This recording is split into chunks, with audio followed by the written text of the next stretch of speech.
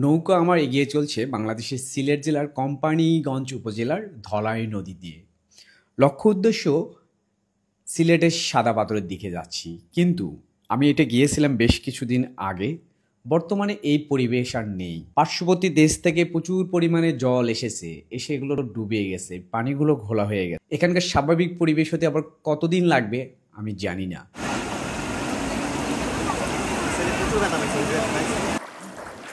কি পরিবেশটা সুন্দর না?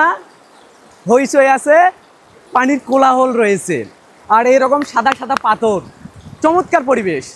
আমি এখন অবস্থান করছি সিলেটের ভোলাগঞ্জের সাদা পাথরে।